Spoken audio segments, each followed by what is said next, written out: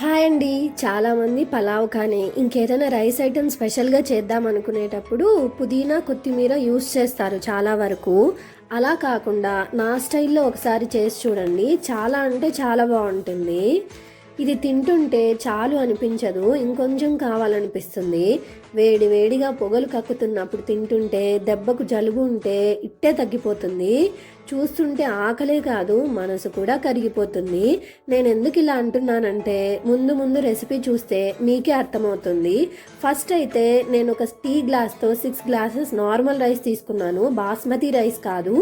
బాగా కడిగి ఒక హాఫ్ అన్ అవర్ నానబెట్టాను. తర్వాత ఆనియన్స్, పచ్చిమిర్చి నిలువుగా కట్ చేసుకుని, టొమాటోస్ అడ్డంగా కట్ చేసుకుని, వెల్లుల్లి పొట్టు తీసుకొని పెట్టుకున్నాను. ఇప్పుడు ఒక గిన్నెలో ఆయిల్ తీసుకొని వేడయ్యాక జీలకర్ర, చిన్న చెక్క ముక్క, 4 లవంగాలు, 2 యాలకులు వేసి వేయించాను. దాంట్లోకి 6-7 పచ్చిమిర్చి, 2 కట్ చేసుకున్న ఆనియన్స్ వేసి వేయించాలి.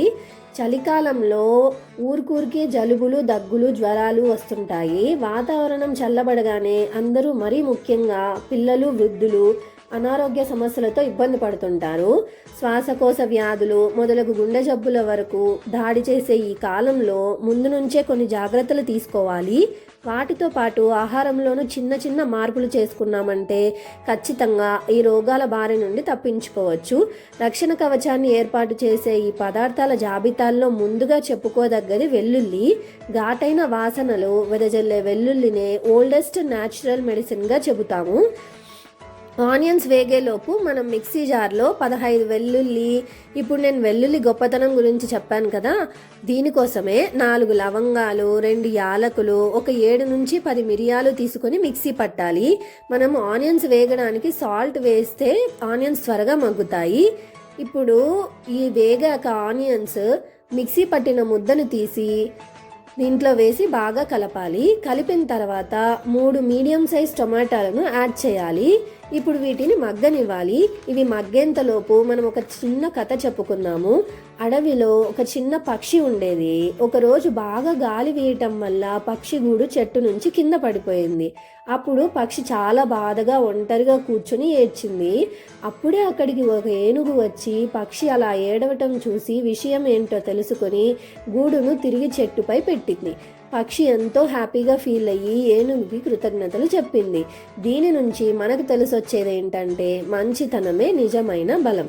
ఇప్పుడు టమాటోస్ మగ్గిన తర్వాత రుచికి సరిపడా ఉప్పు, ధనియాల పొడి వేసి వేయించాలి. ఇక గరం మసాలా, కారం ఇవేం అవసరం లేదు. గరం మసాలా, కారం వేస్తే టేస్టే మారిపోతుంది. అయినా మనం ప్రతి కూరలోనూ గరం మసాలా, కారం పొడి వేస్తూనే ఉంటాం కదా. సో ఇప్పుడు మనం అవి ఇప్పుడు వేయట్లేదు. ఇప్పుడు 12 గ్లాసెస్ వాటర్ పోస్తున్నాను. ముందు చెప్పినట్టు టీ గ్లాస్తో 6 గ్లాసెస్ బియ్యానికి. కుక్కర్లో అయితే కొంచెం వాటర్ ఎక్కువ పడుతుంది, నేను గిన్నెలో చేస్తున్నాను కాబట్టి 6 గ్లాసెస్కి 12 గ్లాసెస్ వాటర్ పోస్తున్నాను. ఇప్పుడు సాల్ట్ సరిపోయిందో లేదో చెక్ చేసుకోవాలి, లేదంటే మళ్ళీ అన్నం ఉడికాక సరిచేయలేం కాబట్టి సాల్ట్ సరిపోకపోతే ఇప్పుడే యాడ్ చేసుకోవాలి. ఒక 20 మినిట్స్లో అన్నం అయితే ఉడికిపోయింది. కుక్కర్లో కంటే గిన్నెలో చేస్తేనే టేస్ట్ బాగుంటుంది.